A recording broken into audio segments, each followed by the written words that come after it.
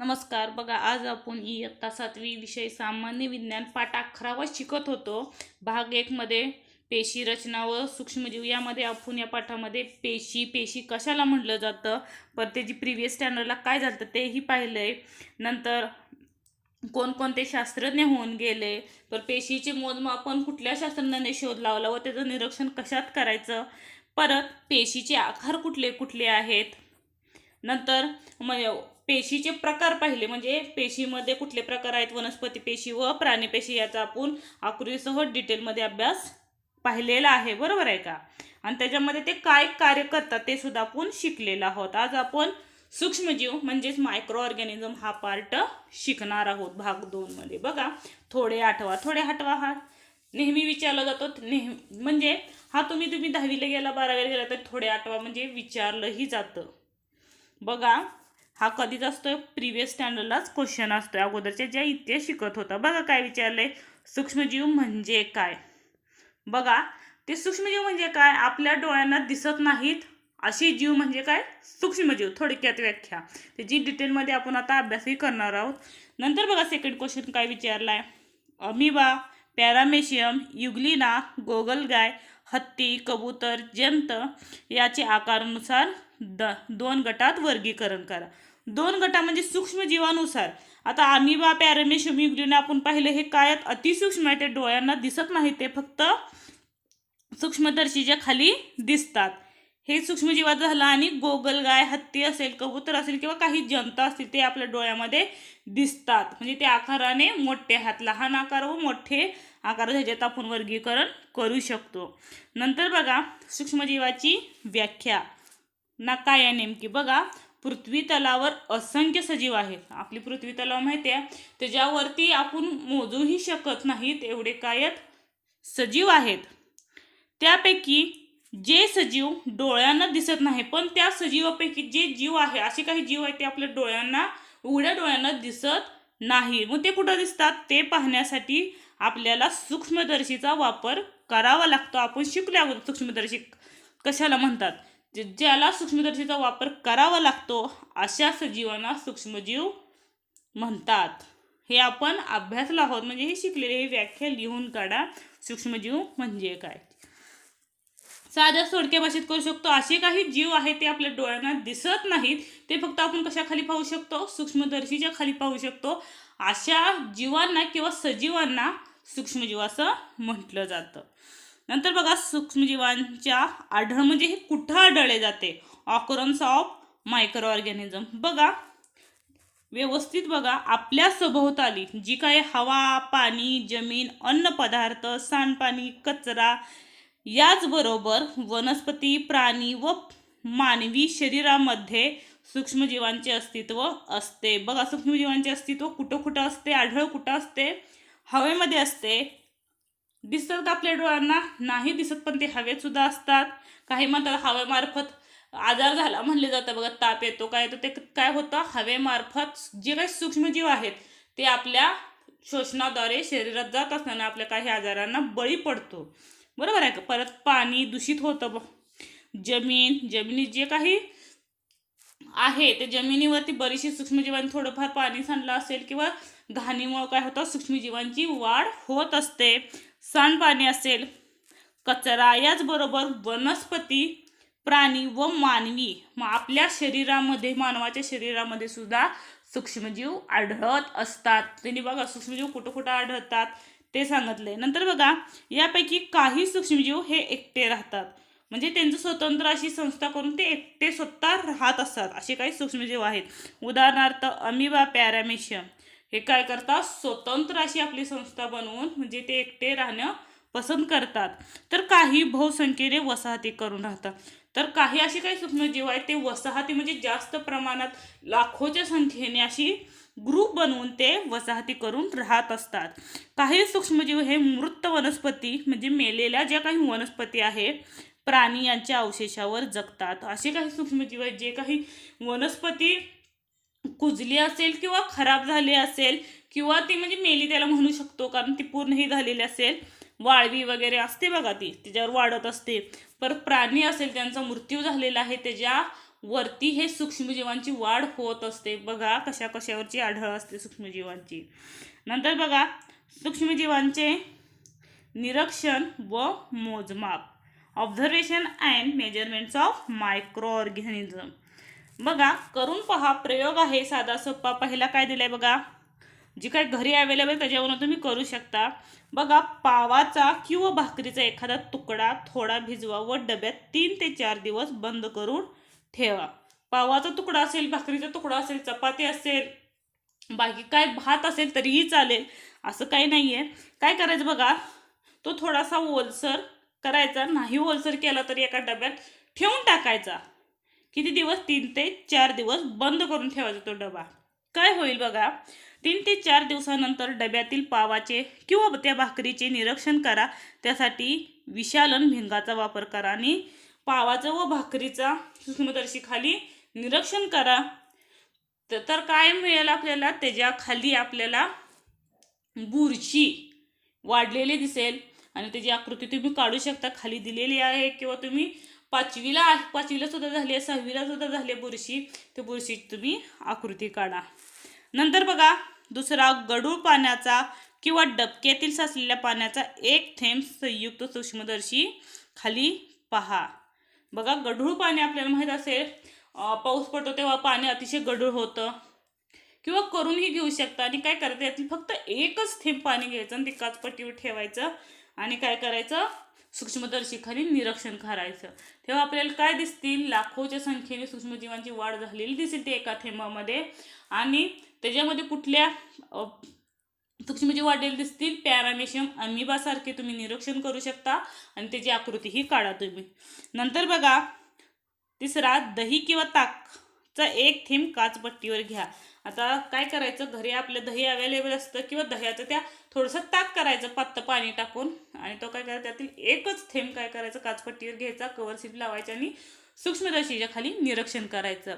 तेव्हा आपल्याला काय दिसतील, लॅक्टोबॅसिल यासारखे आपल्याला जीवाणू, म्हणजे त्याचा आकार एखाद्या आयताकृतीप्रमाणे असतो, तो शिकणारही आहो आपण, वाढ झालेली दिसून येते. कशामध्ये? दह्यामध्ये. दही हे अपायकारक आहे का? नाही, पण त्याच्यातही सूक्ष्मजीव असतात.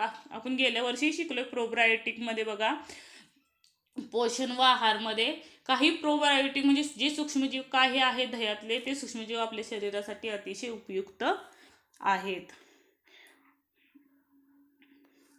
नंतर बघा, तुम्ही निरीक्षणाच्या आधारे दिसणाऱ्या सूक्ष्मजीवांची चित्रे वहीत काढा. ही काही सूक्ष्मजीव तुम्ही काढू शकता. तुम्ही 5वी 6वीलाही झालेला नसेल तर 8वीच्या पुस्तकात ह्या तिन्हीही जे काही प्रश्न झाले त्याची तुम्हाला पहिल्या पाठामध्ये ते तुम्हाला काय आकृत्या मिळून जातील, फक्त व्यवस्थित निरीक्षण करून पहा. नंतर बघा, माहिती आहे का तुम्हाला, बघा काय माहिती आहे का, 10 मायक्रोमीटरपेक्षा लहान वस्तू आपल्या डोळ्यांना दिसून येत नाही. जे म्हणजे 100 मायक्रोमीटर दिले, 100 मायक्रोमीटरपेक्षा जी काही लहान वस्तू आहे ते आपल्या डोळ्यांना दिसत नाही. त्यामुळे काचपट्ट्या तयार करून सूक्ष्मजीवांचे संयुक्त सूक्ष्मदर्शीखाली निरीक्षण केले जाते. त्यामुळे ते काय केलं जातं, सूक्ष्मदर्शीखाली जे काही आपल्याला बघायचं आहे, दह्याचा थेंब असेल किंवा गढूळ पाणी असेल किंवा पावाचा तुकड्याचं निरीक्षण करायचं असेल व्यवस्थित, तर ते आपण 100 मायक्रोमीटर सूक्ष्मजीवांची वाढ पाहण्यासाठी सूक्ष्मदर्शीचा वापर करतो. नंतर बघा, परंतु 1000 पटीचे वर्धन अपुरे ठरत असेल तर काही सूक्ष्मजीवांच्या निरीक्षणासाठी मात्र इलेक्ट्रॉन सूक्ष्मदर्शीचा वापर करावा लागतो. म्हणजे त्याच्या खालीही दिसेनात झाले तर आपल्याला 1000 पटीचे वर्धन अपुरे ठरत असेल तर काही सूक्ष्मजीवांच्या निरीक्षणासाठी, म्हणजे तितके सूक्ष्म असतात, त्यासाठी त्यांना इलेक्ट्रॉन सूक्ष्मदर्शीचा वापर करावा लागतो, तेव्हा ते स्पष्ट दिसतात. नंतर बघा, काही सूक्ष्मजीवांचे आकार केवढे असतात बघा, पॅरामेशियम सुमारे 100 मायक्रोमीटर एवढा लहान त्याचा आकार असतो पॅरामेशियमचा. टायफॉइड माहिती आहे, टायफॉइडचा आजार होतो बघा, तो रोगजंतू कसा असतो, टायफॉइडचा रोगजंतू 1 ते 3 मायक्रोमीटर एवढा सूक्ष्म असतो. नंतर बघा, पोलिओचा विषाणू तो 28 नॅनोमीटरपेक्षा सूक्ष्म एवढा लहान आकाराचा असतो. नंतर बघा, सूक्ष्मजीवांचा आकार हा 100 मायक्रोमीटरपेक्षा लहान असतो. म्हणजे जे काही बाकी सूक्ष्मजीव आहेत त्यांचा आकार 100 मायक्रोमीटरपेक्षा लहान असतो. एवढा लहान आकार असून देखील सूक्ष्मजीवांच्या पेशीतील अंगके सर्व जीवनक्रिया पार पाडत असतात. जसं आपल्यामध्ये ज्या काही जीवनप्रिय क्रिया घडत असतात त्याचप्रमाणे त्या सूक्ष्मजीवांमध्ये सुद्धा जीवनप्रिय क्रिया ह्या अंगकामार्फत घडत असतात. That means of organelles. पाहिले पाठीमागं, बरोबर आहे का? नंतर बघा, जरा डोके चालवा. सुईच्या टोकावर सूक्ष्मजीव मावतील का? आत्ताच पाहिलं त्याच्यावरून सांगू शकतो हो का नाही. हो, जर तुम्ही एका टोकावर तुम्ही गढूळ पाण्यात किंवा दह्याच्या थेंबावर किंवा पावाचा तुकडा थोडंसं जरी टोक जरी फिरवलं तर त्याच्यावरती आपल्याला लाखोच्या संख्येने सूक्ष्मजीवांची वाढ झालेली दिसून येते. लक्षात ठेवा. नंतर बघा, सूक्ष्मजीवांचे स्वरूपन, नेचर ऑफ मायक्रो ऑर्गॅनिझम. तुम्ही काढलेल्या चित्रामधील खालील सूक्ष्मजीवांत दिसले का? जी त्यावरची आपण 3 पाहिले किंवा पॅरामेशियम असेल, पोलिओचे विषाणू असेल, त्यातील काही सूक्ष्मजीव खाली दिसले आहेत का? त्याच्या आकारानुसार तुम्हाला काय निष्कर्ष काढता येईल हे ठरवायचं. ह्याच्यामध्ये त्या आकृत्या आहेत बघा. अमिबा आहे, पॅरामेशियम आहे, युग्लिना आहे, असे बरेचसे विषाणू जीवाणू आढळून येतात. ते तुम्ही शोधायचे. बुरशीसुद्धा आहे ह्याच्यात. हे बुरशीसुद्धा ह्याच्यातून आकृती काढू शकता. हे काही सूक्ष्मजीव दिले आहेत बघा बरेचसे. हे काही ब्लडमधले आहेत, ब्लडमध्ये वाढतात, आपल्या शरीरामध्ये वाढतात, काही शरीराच्या बाहेर वाढतात. हे आपल्याला दिसून येतं. ह्याच्या काही यातल्या फक्त आकृत्या तुम्ही काढण्याचा प्रयत्न करा. नंतर बघा, काही सूक्ष्मजीव जसे पावर येणारी बुरशी, डबक्यातील शेवालातून तंतू हे बहुपेशीय सूक्ष्मजीव आहेत. ते आता पाहिलं आपण. पावर काय ते बुरशी येते, डबक्यातील एक पाण्याचा थेंब दिसला तर त्याच्यामध्ये बुरशीची शेवाळाची वाढ होत असते. हे पण हे काय आहेत? बहुपेशीय सूक्ष्मजीव आहेत. तरी बहुतांश सूक्ष्मजीव हे एकपेशीय आहेत, असे जीवाणू व विषाणू. जसे बहुपेशीय आपल्याला माहिती आहे पेशीचे 2 प्रकार आहेत, एक बहुपेशीय आणि एकपेशीय. तसेच काही सूक्ष्मजीव हे एकपेशीय आहेत तर काही बहुपेशीय आहेत, जसे जीवाणू व विषाणू. बघा, या सूक्ष्मजीवांची पेशीची रचना थोडीशी भिन्न असते. कुठल्या? एकपेशीय सूक्ष्मजीवांची ह्याची जी रचना आहे ती काय असते? भिन्न असते. या पेशीत दृश्यकेंद्रित पेशीत आढळणाऱ्या पटलापासून तयार होणे अंगके आढळत नाही. म्हणजे आपण अगोदर दृश्यकेंद्रिकेमध्ये पाहिलं होतं कुठलं? वनस्पती पेशी आणि प्राणी पेशी. जी काही त्याच्यात अंगके आढळतात ती दृश्यकेंद्रिके आहेत. जी काही अंगके आढळतात ते ह्या केंद्रकामध्ये किंवा एकपेशीय केंद्रक पेशीमध्ये आढळत नाहीत. तर यात फक्त प्रद्रव्य पटल, पेशीद्रव्य व केंद्रक द्रव्य एवढेच घटक आढळत असतात. कुठल्यात? तर एकपेशीय सूक्ष्मजीवामध्ये. त्यालाच काय म्हणलं जातं? आदिकेंद्रिके म्हणजे प्रोकॅरियोटिक सेल असं पेशी म्हणलं जातं. आकृतीही दिली आहे. आकृती काढा, विचारलीही जाऊ शकते एक्झामला. आता नाही विचारलं तरी पुढं विचारलं जातं. नंतर बघा, सूक्ष्मजीवांची वाढ, ग्रोथ ऑफ मायक्रो ऑर्गॅनिझम. सूक्ष्मजीवांची वाढ कशा प्रकारे होते? बघा, प्रत्येक सूक्ष्मजीवाला वाढ व प्रजनन होण्यासाठी विशिष्ट परिस्थितीची आवश्यकता असते. म्हणजे प्रत्येकालाच काय होते? वाढण्याची गरज असते किंवा प्रजनन होत असतं. पण सूक्ष्मजीवांची ही वाढ व प्रजनन होण्यासाठी त्यांना काय असतं? वातानुकूलन परिस्थिती आवश्यकता असते. बऱ्याचशा सूक्ष्मजीवांसाठी वाढीसाठी ऑक्सिजनची आवश्यकता असते. मात्र काही सूक्ष्मजीव ऑक्सिजन शिवाय वाढू शकतात. बघा, काही सूक्ष्मजीवां काय करतात? ऑक्सिजनच्या सहाय्याने त्यांची वाढ व प्रजनन होतं. पण काही असे सूक्ष्मजीव आहेत की त्यांना ऑक्सिजनचीही गरज नाही, त्याच्याशिवाय ते काय करू शकतात? वाढ आणि प्रजनन करू शकतात. नंतर बघा, समुद्रतळ, ध्रुवीय प्रदेशातील बर्फ, गरम पाण्याचे झरे अशा प्रतिकूल परिस्थितीत सुद्धा काही सूक्ष्मजीव टिकून राहतात.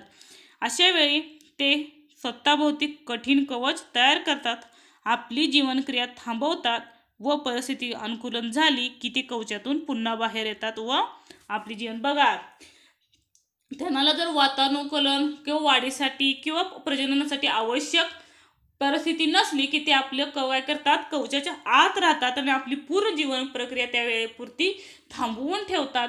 परत वातानुकूलन परिस्थिती झाली की ते काय करतात? त्या कवचाच्या बाहेर येतात आणि आपली जे काही घटक वाढीसाठी आवश्यक आहे ते घेतात आणि त्याच्या सहाय्याने ते प्रजनन करत असतात. हे सूक्ष्मजीवासुद्धा होत असतं. बघा सूक्ष्मजीवांची वाढ कोठे होते. माध्यम, बघा सूक्ष्मजीवांची वाढ होण्याचं माध्यम कुठलं आहे. माती, पाणी, कुजणारे पदार्थ, ह्याच्यावरती या माध्यमावरती त्याची वाढ होते. आणि किती तापमानाला. 25 ते 37 डिग्री सेल्सिअस या दरम्यान त्यांची वाढ होते. बघा त्यांना पोषक असं वातावरण कुठलं आहे. विशिष्ट पोषणद्रव्य, उदाहरणार्थ शेवाळ, हरितद्रव्य, ऑक्सिजन, ही त्यांना पोषणाची गरज आहे. वातावरण बघा त्यांना म्हणजे सूक्ष्मजीवांची वाढ होण्यासाठी कुठले वातावरण असतं. ओलसर, दमट आणि उबदार या वातावरणात सूक्ष्मजीवांची वाढ होत असते. नंतर बघा आकार व जीवन प्रक्रियेनुसार सूक्ष्मजीवांचे शेवाळ, कवके आदी जीव, जीवाणू, विषाणू असे वर्गीकरण केले जाते. म्हणजे त्याचा आकार व जीवन क्रिया कशी आहे त्यानुसार सूक्ष्मजीवांचे काय केलं जातं. शेवाळ गटात, कवक गटात, आदी जीव, जीवाणू, विषाणू या गटामध्ये त्यांचं वर्गीकरण केलं जातं. आता बघा आता आपण सूक्ष्मजीव पाहिलं. सूक्ष्मजीवांचे काही उपयुक्त सूक्ष्मजीव आहेत आणि काही उपद्रवी म्हणजे अपायकारक सुद्धा सूक्ष्मजीव आहेत. उपयुक्त म्हणजे काय. आपल्याला आपल्या शरीरासाठी किंवा आपले काही सजीव आहेत त्या सजीवासाठी उपयुक्त असलेले सूक्ष्मजीव हा घटक अगोदर पाहू. Useful micro organism. बघा कसं 2 कुंड्या प्रयोग आहे करून पहा. बघा 2 कुंड्या मातीने अर्ध्या भरून घ्या. 2 कुंड्या घ्यायच्या, मातीने काय करायच्या अर्ध्या भरायच्या आणि त्याला ए आणि बी अशी नावं द्यायची. नंतर बघा कुंडी ए मध्ये पालापाचोळा, शेण, फळांची साले, भाज्यांची देठे, कागदाचे तुकडे असा कचरा कुठल्या कुंडी ए मध्ये मातीत मिसळायचा आहे. पूर्ण त्या मातीत पालापाचोळा, शेण हे काय सगळं निसर्गापासून मिळालं बरं का. पालापाचोळा, शेण, फळांची साली, भाज्यांची देठ, कागदाची तुकडे, पेपरच्या कागदाची बरं का, प्लॅस्टिकची कागद नाही सांगितलं त्याने. आणि आता दुसऱ्या कुंडी बी मध्ये काय टाकायचं बघा. फुटक्या काचा, धातूच्या तुटक्या वस्तू, प्लॅस्टिकच्या पिशव्या मातीत मिसळा. बागेत एका जागी कुंड्या ठेवून द्या. आता ती काय करायची दोन्हीही कुंड्या बागेत ठेवून टाकायचं आणि 3 ते 4 आठवड्याने 3 ते 4 आठवडे म्हणजे एका महिन्याने त्याचं निरीक्षण करायचं. त्या कुंड्याचं काय दिसेल तुम्हाला. बघा काय दिसेल सांगा पाहू. बघा कुंडी बी मधला कचरा तसाच राहिला का. हो राहिला, कारण त्याच्यामध्ये काय होते सर्व धातू म्हणजे त्याचं विघटन होत नव्हतं. विघटन न झाल्यामुळे त्या वस्तू तशाच राहिल्या. बरोबर आहे. त्याच्यामुळे त्याच्या काही पोषणद्रव्य त्या मातीत मिळालेलं म्हणजे त्याची सूक्ष्मजीवांची वाढ झालेली दिसून येत नाही. हे पहिलं उदाहरण. नंतर कुंडी ए मधला कचरा गेला कुठे आणि का. बघा पहिलं कुंडी ए मध्ये आपण काय टाकलं होतं. पालापाचोळा, शेण, पेपरचे तुकडे वगैरे टाकले होते बरोबर आहे का. त्याचं काय झालं ते कुजले म्हणजे सूक्ष्मजीवांची त्याची वाढ झाली आणि त्याच्यातून त्याचं रूपांतर मातीमध्ये झालं म्हणजे त्याचं विघटन झालं आणि सूक्ष्मजीवांची वाढ ही झालेली दिसून आली. बघा इथं काय सांगितले त्यांनी. शेण, माती यामध्ये सूक्ष्मजीव अन्न मिळवण्यासाठी कचऱ्याचे विघटन झाले. कुठल्या कुंडीचे. कुंडी ए मध्ये. काही दिवसात कचऱ्याचे रूपांतर उत्कृष्ट खतात होते. म्हणजे जो काही कुंडी ए घेतला होता त्या कुंडीतील जो काही कचरा होता तो उत्कृष्ट खत म्हणून सुद्धा वापर करू शकतो आणि परिसरात स्वच्छताही राखली जाते. कुठेही इतर टाकण्यामध्ये त्याच्यापासून काय मिळालं एक प्रकारचा खतही मिळाला आणि परिसराचीही स्वच्छता राखली गेली. कचऱ्याप्रमाणे सांडपाण्याची योग्य व्यवस्थापन करताना कार्बनी पदार्थ खूप लवकर कुजवण्यासाठी त्या सूक्ष्मजीव सोडतात. बघा सांडपाण्याचंही व्यवस्थित व्यवस्थापन करण्यासाठी त्याच्यात मुद्दामून सूक्ष्मजीव सोडले जातात. त्या सूक्ष्मजीवामुळे काय होतं ते लवकर कुजण्यास मदत होतात म्हणून.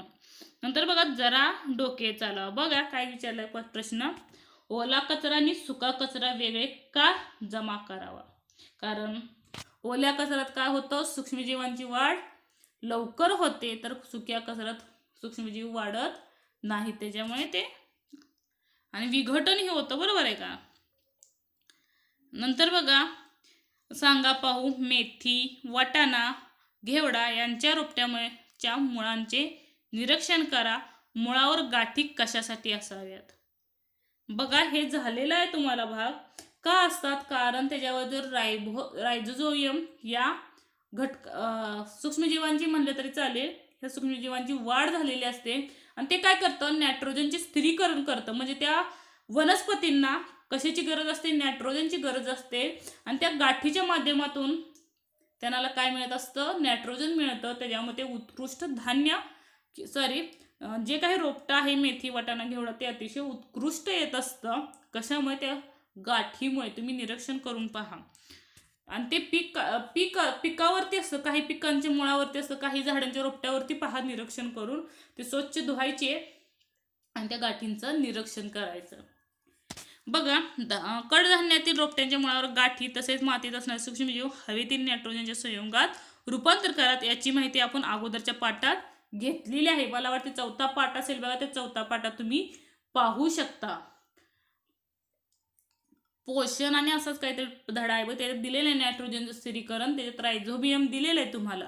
त्यासाठी त्याची ग्रोथ होण्यासाठी वाढ होण्यासाठी त्याचा उपयोग होतोय. या संयोगाची जमिनीत सुपीकता वाढते. त्याच्यामुळं नायट्रोजन मुळावरती गाठी असतात, त्याच्यामुळे जी काही जमिनीची सुपीकता आहे ती वाढली जाते. त्यामुळे कडधान्याचे प्रथिनांचे प्रमाण वाढण्यात आणि त्या प्रथिनांचं प्रमाण म्हणजे तेवढं पीक काय होतं, छान आलं जातं. नंतर बघा, प्रकल्प करा. बघा काय, तुमच्या गाव व शहराबाहेर असणाऱ्या कचरा डेपोला भेट द्या. कचरा डेपो माहिती आहे, जिथं कचरा गोळा करतो त्या डेपोला भेट द्यायची आणि मोठमोठ्या खंडामध्ये कचरा गाडण्यामागचे तत्व शोधा.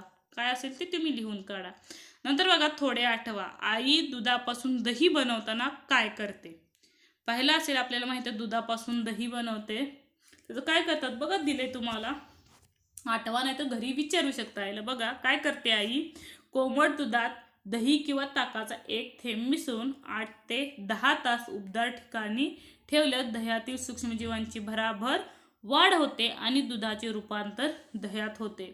आई काय करते, कोमट थोडंसं दूध करते, त्याच्यामध्ये दह्याचा किंवा ताकाचा थेंब टाकला तरी चालेल आणि ती तशीच जे काही वातावरण आहे उबदार त्या ठिकाणी ती ठेवून टाकते. किती तास, 8 ते 10 तास ठेवते. आणि त्याच्यात काय होतं, नेमकं काय होतं बघा, एकच थेंब टाकते पण त्या दह्यातील जी सूक्ष्मजीव आहे त्यांची पूर्ण जे काही दूध आहे कोमट त्याच्यामध्ये त्याची एकदम फास्ट जलद गतीने वाढ होते आणि त्या दुधाचं दही होतं. नंतर बघा, ताक, लोणी, चीज व इतर दुग्धजन्य पदार्थाची निर्मिती करण्यास अशा प्रकारे सूक्ष्मजीव उपयुक्त असतात. ताक असेल, लोणी असेल, चीज असेल, श्रीखंड माहीत असेल, ते कशापासून बनवतात, दह्यापासून बनवतात. ते म्हणजे सूक्ष्मजीव उपयुक्त ठरतात. हे उपयुक्त सूक्ष्मजीव पाहतो, बरोबर आहे का आपण. नंतर बघा, किनव फर्मेंटेशन महत्त्वाचा पॉईंट आहे बघा. सूक्ष्मजीवांच्या क्रियेमुळे काही कार्बनी पदार्थाचे दुसऱ्या कार्बनी पदार्थाचे रूपांतर होण्याच्या रासायनिक क्रियेला किनव किंवा आंबवणे किंवा कुजवणे असे म्हणतात. व्याख्या आहे बघा, लिहून काढा. सूक्ष्मजीवांच्या क्रियेमुळे, जी सूक्ष्मजीवांची क्रिया आहे त्याच्यामुळे काय होतं बघा, काही कार्बनीची पदार्थाचे दुसऱ्या कार्बनी पदार्थ, आता आपण दुधाचं दही पाहिलं त्याप्रमाणे एका पदार्थातून दुसऱ्या पदार्थात रूपांतर होण्याच्या ही कसली प्रक्रिया आहे, रासायनिक प्रक्रिया. आता दुधापासून दही केलं तर दह्यापासून दूध मिळवता येतं का, नाही. त्याच्यामुळे त्याला रासायनिक प्रक्रिया म्हणजे लक्षात ठेवा. आणि या क्रियेलाच किनव, आंबवणे किंवा कुजवणे असे म्हणतात. या क्रियेत उष्णता निर्माण होऊन कार्बन डायऑक्साईड व इतर वायू तयार होतात. म्हणजे ही जी क्रिया होत असते, या क्रियेत दुधाचं दही होणं किंवा इडलीसाठी आपण जे काही पीठ ठेवतो, बरोबर आहे का, एकातून दुसऱ्यात रूपांतर होणं, त्याच्या क्रिया होत असताना उष्णता निर्माण होते. त्याचबरोबर कार्बन डायऑक्साईड व इतर काही वायू सुद्धा तयार होतात, पण ते चांगले आहेत. बघा, हे वायू पदार्थाचे आकारमान वाढवतात. बघायचं, आपण ठेवताना इडलीचं पीठ अर्धच असतं, पण सकाळी उठल्यावर पाहिलं तर ते फुगलेलं दिसतं, बरोबर आहे का. म्हणजे तिथं काय झालेलं दिसते, सूक्ष्मजीवांची वाढ होते. उदाहरणार्थ पाव असेल, इडली असेल, याची पीठं काय होतात, फुगली जातात.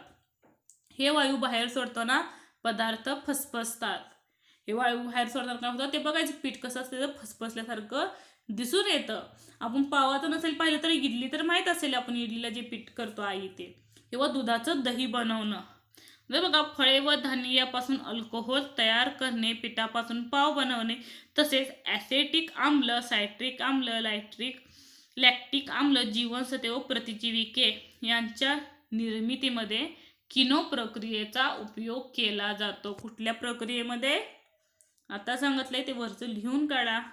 कुठल्या? दुधाचं दही बनवणं, फळ व धान्य यापासून अल्कोहोल तयार करणं, पिठापासून पाव बनवणे, तसेच ॲथेटिक आम्ल, सायट्रिक आम्ल, लॅक्टिक आम्ल, जीवनसत्वे व प्रतिजीवके यांच्या निर्मितीमध्ये कशाचा वापर केला जातो? किनोचा. काही वेळेला ऑड क्वेश्चन म्हणजे शब्द वेगळ्यासाठी विचारलं जातं किंवा रिकाम्या जागेला सुद्धा विचारलं जाऊ शकतं. नंतर बघा जरा डोके चालवा. प्रश्न पहिला बघा, रवा इडली, भटुरे, नान यामध्ये दही का घालतात? का घालतात? ते सूक्ष्मजीवांची काय होतं? वाढ होण्यासाठी मदत होते, त्यासाठी दह्याचा वापर करतात. नंतर बघा दही, इडली, डोसा हे पदार्थ पचण्यास हलके का असतात? आणि असे काही सूक्ष्मजीव आहेत ते आपल्याला प्रोबायोटिक आपल्या शरीरासाठी चांगले असताना असे पदार्थ खाल्ले ते पचण्यास हलके असतात. धान्याची पिठे, फळांचे रस यामध्ये सूक्ष्मजीवांची वाढू दिल्यास स्वतःची वाढ व पुनरुत्पादन करताना हे सूक्ष्मजीव पदार्थाचे अपघटन व नवीन रासायनिक निर्मिती होते. हा गुणधर्म लक्षात घेता रोजच्या वापरातील अनेक पदार्थ सूक्ष्मजीवांच्या मदतीने बनवले जातात. नंतर बघा पुस्तक माझा मित्र. किनो प्रक्रिया कोणी शोधून काढली? आपल्याला झालेल्या अगोदरच्या पाठात म्हणजे 7वीला झालेल्या अगोदर किनोची प्रक्रिया कोणी शोधून काढली? तर लुई पाश्चर याने. नंतर बघा तुम्ही आजारी पडला तर डॉक्टर काही वेळा पेन्सिलिन सारख्या औषधी कॅप्सूल किंवा इंजेक्शन देतात. अशी विशिष्ट प्रकारची औषधे शरीरातील रोगजंतूचा नाश करतात व त्याची वाढ रोखतात. या औषधांना प्रतिजीविके अँटीबायोटिक म्हणतात. अँटीबायोटिक हा शब्द आपल्या ओळखीचा आहे पण प्रतिजीविके आपल्याला माहीत नाही. काही वेळेला बघा अँटीबायोटिक दिलं जातं त्याच्यामुळे काय होतं? आपल्या शरीरात जी काही सूक्ष्मजीव आहे त्यांचा नाश होतो आणि जी काही वाढ होत असते तीही थांबवली जाते. कशामुळे? या प्रतिजीविक अँटीबायोटिक्समुळे. विशिष्ट जातीच्या सूक्ष्मजीवापासून प्रतिजीविके बनवली जातात. ती कशापासून बनवली जातात? एक विशिष्ट सूक्ष्मजीव आहे त्याच्यापासून ही प्रतिजीविके अँटीबायोटिक बनवली जाते. बघा पूर्वी असाध्य असणाऱ्या क्षय, टायफॉइड, कॉलरा असे अनेक रोग आता प्रतिजीविकेमुळे आटोक्यात. पहिले म्हणजे ह्या रोगावर लवकर इलाज होत नव्हता पण ह्या प्रतिजीविकेमुळे हा आजार काय आलाय? आटोक्यात आलेला आहे. नंतर बघा पाळीव प्राण्याचे अन्नात प्रतिजीविके मिसळून त्यांनाही रोगापासून संरक्षण देता येते. वनस्पतींना होणाऱ्या रोगावरही प्रतिजीविके नियंत्रण ठेवता येते. नंतर बघा नेहमी लक्षात ठेवा.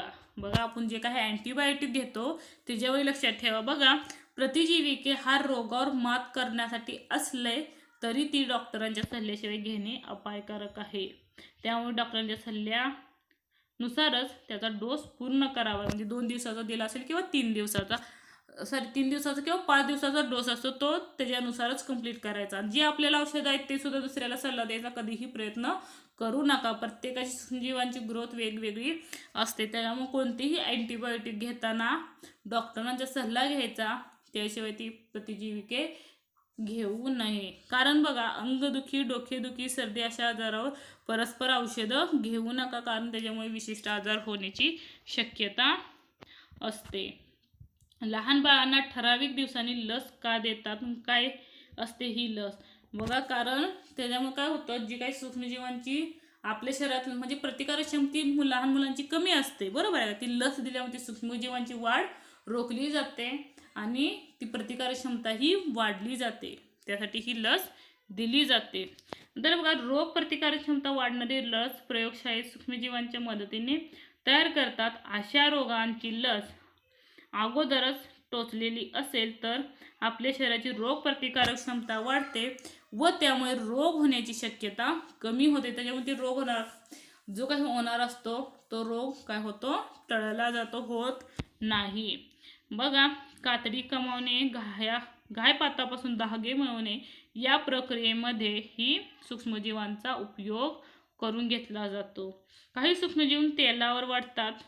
बघा काही सूक्ष्मजीव कुठं वाढतात? तेलावर वाढतात. त्याच्या मदतीने समुद्रात तेल गळतीमुळे आलेल्या तेलाचा तवंग काढून पाणी स्वच्छ केले जाते. त्याच्यामुळे काय केलं जातं? तेल गळतीमुळे जे काही तवंग आलेला असतो किंवा थर आलेला असतो तो काय केला जातो? बाजूला केला जातो कारण ते अपायकारक असेल.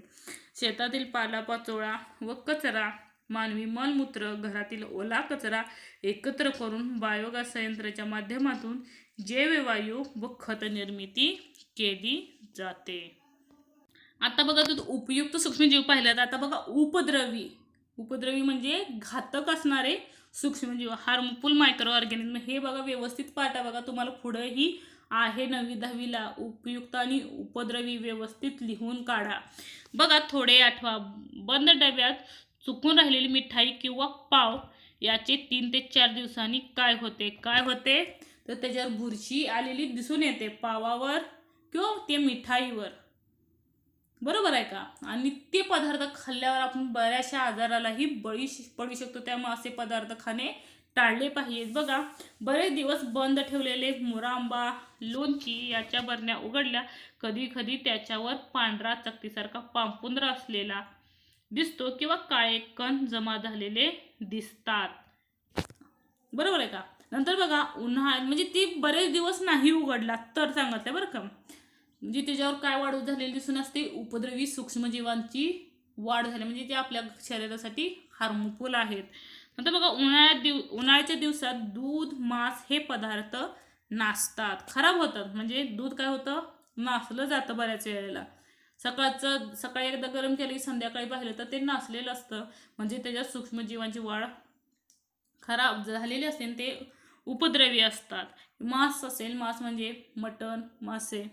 परत शिळ्या ओलसर अन्नावर बुरशी येते. शिळं अन्न असेल किंवा ओलसर जे काय अन्न आहे त्याच्यावर काय दिसते, बुरशी दिसते. बुरशी आलेले अन्नाचे आपण काय करतो आणि का काय करतो, अन्न खातो का नाही खात का तर टाकून देतो. असे पदार्थ खाल्ल्यामुळे आपल्या शरीरावर बराचसा परिणाम होतो किंवा बऱ्याचशा आजाराला आपण बळी पडू शकतो. त्यालाच आपण विषबाधा म्हणतो, अन्नातून विषबाधा, फूड पॉयझनिंग सुद्धा म्हटलं जातं. बघा ते उद्भवण्याची जास्त शक्यता असते, म्हणून ते टाळलं जातं. बघा नंतर अन्न विषबाधा, फूड पॉयझनिंग. स्वतःचे पोषण करताना काही सूक्ष्मजीव विषारी पदार्थ एन्टेरोटॉक्झिन्स अन्नात मिसळतात. बघा स्वतःचं पोषण करताना जे काही सूक्ष्मजीव आहे ती विषारी पदार्थ, म्हणजे त्याचं नाव काय आहे, एन्टेरोटॉक्झिन सारखे विषारी सूक्ष्मजीव अन्नात मिसळतात आणि ह्या पदार्थाचे अन्न दूषित होते. दूषित अन्नाचे सेवन केल्यास आपल्याला उलट्या, जुलाब, टायफॉइड यासारखे आजार उद्भवतात कावीळ. त्यामुळे खराब अन्न खाऊ नये. नंतर बघा जरा डोके चालवा. पहिला प्रश्न काय विचारला बघा, अन्नपदार्थ दूषित झाला हे तुम्ही कसे ओळखाल. हे अगोदरही तुम्हाला पाठ झालेलं. बघा त्याचा वास उग्र येतो, आंबट वास येतो, चवीलाही आंबट लागते किंवा घाणेरडा स्वाद लागतो. नंतर बघा सेकंड, विकतचे अन्न घेताना काय पाहाल आणि का, ते ताजे आहे का, त्याच्यावर कुठलाही म्हणजे ते ज्याची क्वालिटी आहे ती क्वालिटी आहे का, कारण असे अन्नपदार्थ का खाऊ नयेत, तसे अन्नपदार्थ खाल्ले तर आपल्याला अपायकारक होऊ शकतात म्हणून. नंतर बघा लग्न समारंभ तसेच मोठे भोजनचे कार्यक्रम यामध्ये अन्न विषबाधाच्या घटना का घडतात, कारण ते काय करतात, जे काही शिळं अन्न आहे परत सकाळी लग्न असेल तर संध्याकाळी मिक्स केलं जातं, त्याच्यामुळे ते अन्न आपण खाल्ल्यामुळे अन्नातून विषबाधाच्या घटना घडतात. नंतर बघा नेहमी लक्षात ठेवा. बघा काय लक्षात ठेवायचं, पहिला नेहमी ताजे व झाकलेले अन्नच खावे, त्याच्यावर माशा वगैरे नसलेले बसले, कारण त्याच्या कुठूनही बसून आल्या त्याच्यामुळे जुलाब, उलट्या होऊ शकतात. नेहमी उकळून पाणी प्यावे. खोकताना शिंकताना तोंडावर रुमाल ठेवावा, कारण आपले जे काही जंतू आहेत ते दुसऱ्या सूक्ष्मजीव आहेत ते दुसऱ्यांच्या अंगावर पडू नये. घराभोवती कचरा व पाणी साठवून देऊ नका, कारण त्याच्यात बरेचसे सूक्ष्मजीवांची वाढ होते, त्याच्यासारखे बरेचसे आजार उद्भवतात. डेंग्यू सारखे आजार सुद्धा पाण्यात जास्त वाढतात. नंतर बघा रोगकारक सूक्ष्मजीव. बघा जलाशयाजवळ अस्वच्छता व सांडपाण्याची संपर्क येऊन दूषित झालेले पाण्याचे तसेच शिळ्या उघड्यावरील माशा बसलेल्या अन्नात सूक्ष्मजीव असतात. असे दूषित अन्न सेवन केल्यास, बघा जर दूषित अन्न सेवन केल्यास तर कुठले आजार होतात बघा, रोग, आमांश, टायफॉइड, कॉलरा, कावीळ, गॅस्ट्रो असे अन्ननलिकेचे आपल्याला रोग होतात. विचारलं जाऊ शकतं दूषित पाण्यामुळे कुठले कुठले आजार होतात, तर बघा आमांश, टायफॉइड, कॉलरा, कावीळ, गॅस्ट्रो असे अन्ननलिके असणारे जे काय आपली अन्ननलिका आहे त्याचे आजार रोग होतात. परत बघा, श्वसन मार्गाचे रोग झालेल्या व्यक्तीच्या खोकण्यातून किंवा शिंकण्यातून या रोगाचे सूक्ष्मजीव हवेत मिसळतात आणि असे म्हणजे श्वसनाचे ज्याला त्रास आहे आणि त्याच्या खोकण्यातून किंवा श्वसनातून हे रोग जंतू काय होतात, बाहेर पडतात आणि दुसऱ्याच्या अंगावर पडले की ते दुसऱ्यालाही उद्भवतात, आजार होतात. श्वसनावाटी निरोगी व्यक्तीचे श्वसनामार्गात जाऊन सर्दी, खोकला, घटसर्प, न्यूमोनिया, क्षय असे रोग होऊ शकतात त्याचे जर सूक्ष्मजीव आपल्या अंगावर पडले तर. नंतर बघा, कचऱ्याच्या ढीग, गटारे, साठलेले पाणी. बघा, कचऱ्याचे ढीग असतील, गटारे असतील, सांडलेले पाणी असतील, या ठिकाणी काय होते, भरपूर प्रमाणात डासाची पैदास होत असते आपल्याला माहिती आहे. आणि ह्या डासांच्या माध्यमातून दशांशातून बघा काय होतं आपल्याला, हिवताप म्हणजे मलेरिया, डेंग्यू, हत्तीरोग, पित्तज्वर, चिकनगुन्या, झिंगताप इत्यादी रोगांना कारणीभूत सूक्ष्मजीव मानवी शरीरात प्रवेश करतात आणि अतिशय डेंजर सुद्धा आजार आहेत. नंतर बघा, हे आवर्जून पहा. घरातील पाण्याची टाकी व त्यातील पाणी स्वच्छ आहे का हे तुम्ही निरीक्षण करून पहा, कारण आपण कुठल्याही आजाराला बळी पडतो त्याच्या पडण्याआधी आपण ते पाणी स्वच्छ आहे हे चेक करणं महत्त्वाचं आहे. नंतर बघा, सेकंड, शाळेतील पाण्याची टाकी स्वच्छतागृह स्वच्छ आहे का हे सुद्धा तपासून पहा. त्याचं काही अस्वच्छता असेल तर तुम्ही तुमच्या प्राध्यापकांना तक्रार करू शकता किंवा सुचवू शकता, सांगू शकता. नंतर बघा, घराजवळ उघड्यावरील कुंड्या, टायर, प्लॅस्टिकचे डबे इत्यादीमध्ये पाणी साचले आहे का हे पाहत जावं, कारण त्याच्यामुळे डेंग्यू, मलेरियासारख्या आजारातून उद्भवू शकतो. ते स्वच्छ करा किंवा आपला परिसर स्वच्छ ठेवण्याचा प्रयत्न करा. नंतर बघा, पाण्याची भांडी, पाण्याची टाकी किती दिवसातून स्वच्छ केली पाहिजेत. पाण्याची जी भांडी आहे ती किंवा पाण्याची टाकी 10 ते 15 दिवसांनी आपण, पाण्याची भांडी आहे ती रोजच्या रोज स्वच्छ केली तरी चालेल. पाण्याची टाकी आहे 15 दिवसातून 20 दिवसातून चेक करणं किंवा महिन्यातून चेक केलं तरी चालेल. माहिती मिळवा. मानवाप्रमाणेच प्राणी, वनस्पती यांना सूक्ष्मजीवांचे कोणकोणते रोग होतात हे तुम्ही माहिती मिळवू शकता गुगलवरती टाकून, आणि ते लिहून काढा. माहिती आहे का तुम्हाला? बघा, आपल्याला ताप येतो म्हणजे नेमकं काय होतं. बघा, काय होतं ताप येतो म्हणजे, निरोगी मानवाच अगोदरी झाले, मानवी शरीर तापमान सुमारे 37, नेहमी लक्षात ठेवा, आपण जे नॉर्मल शरीर आहे, कुठल्याही आजार नाही, तेव्हा त्याचं तापमान हे 37 डिग्री सेल्सिअसला असतं. शरीरात सूक्ष्मजीवांचे प्रवेश झाल्यास म्हणजे सूक्ष्मजीवांच्या आपल्या शरीरात जर थोडी जरी वाढ झाली, बघा आपल्या रक्तातील प्रतिकारक यंत्रणा कामाला लागतात. यामुळे शरीराचे तापमान वाढल्यामुळे सूक्ष्मजीव नष्ट होतात आणि जखम भरताना ती गरम लागण्याचे कारणही हेच आहे. त्याच्यामुळे काय होतात, जे काही आपल्या शरीरातील सूक्ष्मजीव आहेत ते त्यांना रोखण्यास कमी पडतात दुसऱ्या सूक्ष्मजीवांना, आणि त्यामुळे ती जखम असेल किंवा आपल्या शरीराचं तापमान आहे ते वाढलेलं दिसून येतं. नंतर बघा, जरा डोके चालवा. काय बघा, मानवी शरीराचे तापमान सुमारे 37 सेल्सिअस तर सूक्ष्मजीवांचे जास्तीत जास्त वाढ होण्याचे तापमान 15 सेल्सिअस ते 35 सेल्सिअस याचा संबंध कसा जोडाल? जरा डोकं चालवून लिहायचं नसेल तर मी पुढच्या लेक्चरला सांगेन. बघा, नंतर सांगा पाहू. पावसाळ्यात कपडे दमट राहिले तर काय होते? बुरशीची वाढ होते. नंतर बघा, गोणपाटाच्या तागाच्या पिशवीवरील काळे पांढरे डाग कसले असतात? ते तर तो सूक्ष्मजीवांची वाढ झालेली दिसून येते. गोणपाटा व तागावर पिशव्यांचे काळे पांढरे डाग दिसतात, बरोबर आहे का? त्याच्यामुळं चांबड्या, पाकिटे, पर्स, पट्ट्या, पादन यांच्या पॉलिश लावून मगच का ठेवतात? कारण ते खराब होतात, त्याच्यावर सूक्ष्मजीवांचीच वाढ होत असते. नंतर बघा, जुने रबर, कागद, नोटा यांच्यावर पावडरीसारखा कोणता पदार्थ तयार झालेला असतो? बघा, वर उल्लेख केलेल्या सर्व पदार्थ सुती, कापड, गोणपाट, ताग, रबर, वनस्पतीजन्य तर चामडे, प्राणीजन्य आहेत. दमट हवामान या पदार्थावर काय होते? बुरशी येते आणि त्याच्यामुळे सूक्ष्मजीवांची वाढ होते आणि ते खराब व कमकुवत होत असतात ते पदार्थ. त्याच्यामुळं काय करतात, त्याच्यावरती जे काही विशिष्ट आहे ते विशिष्ट पदार्थ त्याच्यावरती लेप केला जातो. व्हिडिओ आवडल्यास लाईक करा, सबस्क्राईब करा, शेअर करा, कमेंट करा काही अडचण असल्यास. धन्यवाद.